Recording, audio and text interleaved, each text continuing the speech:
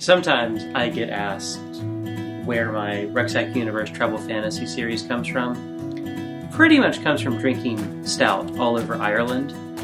That, to me, is the power of stout.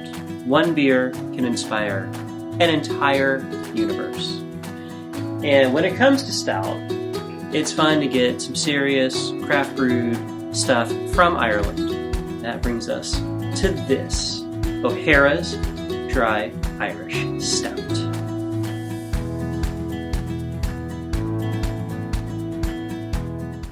Hi, I'm Anthony St. Clair, beer writer. And I'm Jody St. Clair, master crafter. And this is our monthly beer review video brought to you by my patrons on Patreon. Thank you, patrons. They make this and a lot of other things possible in my fiction and nonfiction.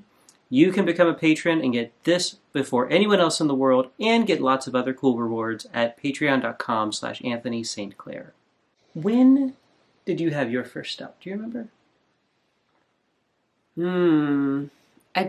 It must have been one of the first beers that I had that I really liked. I mean, I definitely favor dark beers in general. I'm very seasonal about my beer drinking, but my first stout, I don't remember, but it was probably a Guinness. Probably. Is most likely what it was.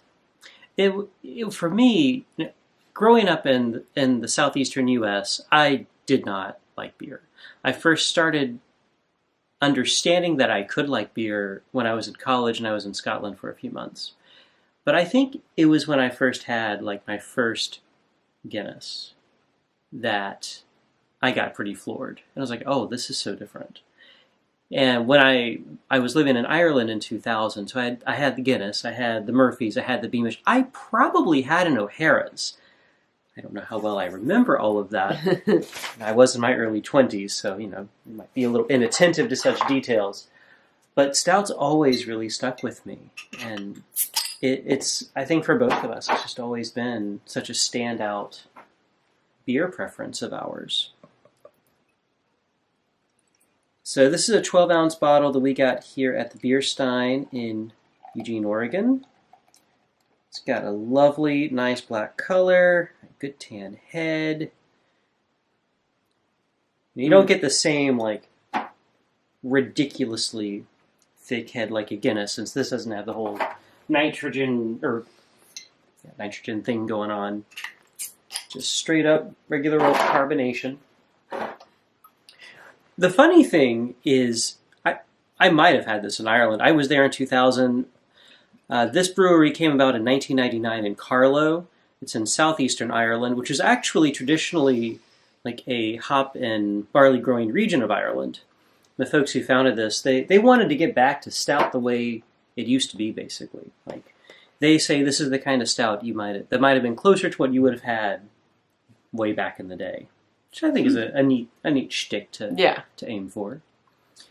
What's funny, though, is we've had most of these here because this brewery has a pretty good presence in Oregon. Like our local public radio station, KLCC, every year they do this big brew fest.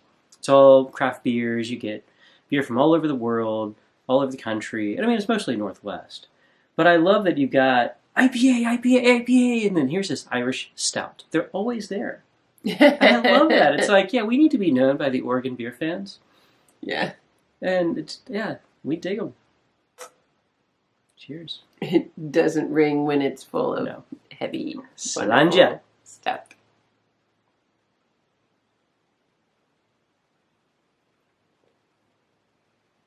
Wow,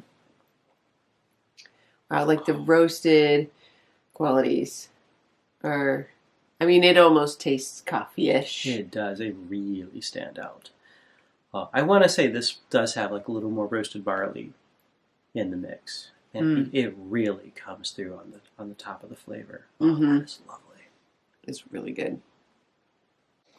See, the thing that always gets me about stout, and I might wax a little poetic here, is this stuff is like reality in a glass. It just...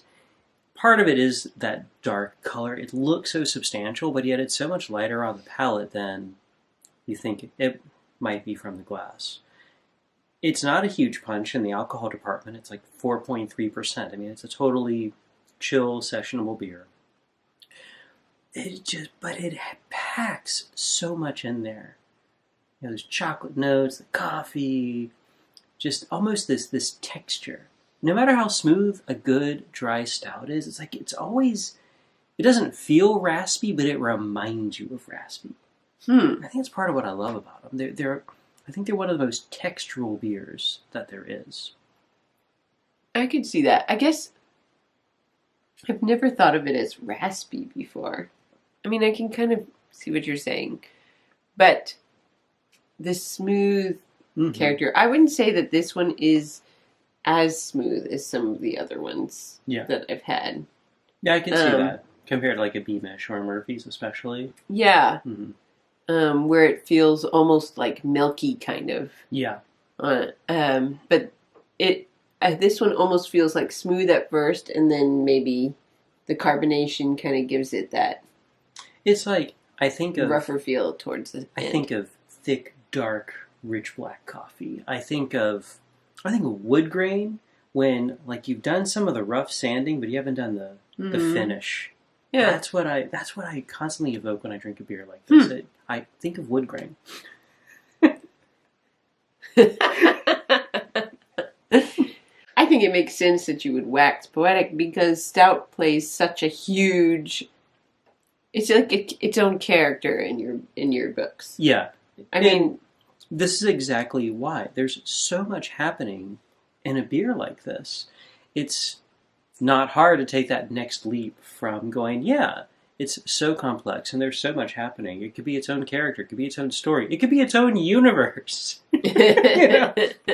What was the thing in, like, you remember the end of Men in Black where there's the whole, like, the marble of, like, our entire universe and it just goes into a bag of a bunch of other marbles? Yeah. Well, you know, maybe the universe is actually just... Maybe our universe is just one pint glass, and a line of pint glasses just waiting to be filled with the elixir of life, and the elixir of life is stout. That's my theory. I'm sticking to it.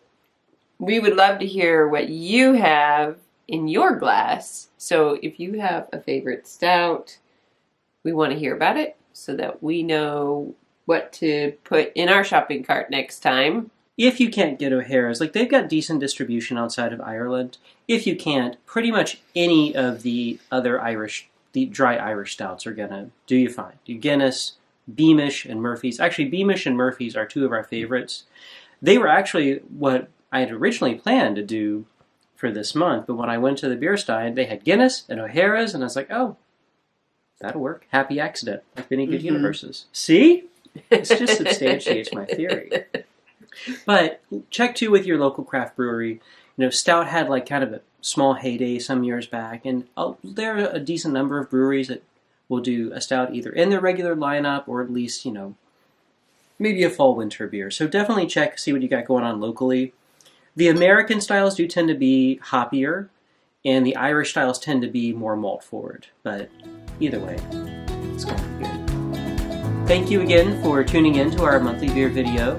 You can find this and other videos here on YouTube. You can also get this video before anyone else by becoming a patron, and you can get lots of other cool rewards like free stories and whatnot at patreon.com/Anthony St. Clair. And thank you again to all my patrons for making this possible. So, I'm Anthony St. Clair, beer writer. And I'm Jody St. Clair, master crafter. And may you have a wonderful beer in your inn soon. See you next time. Slide it.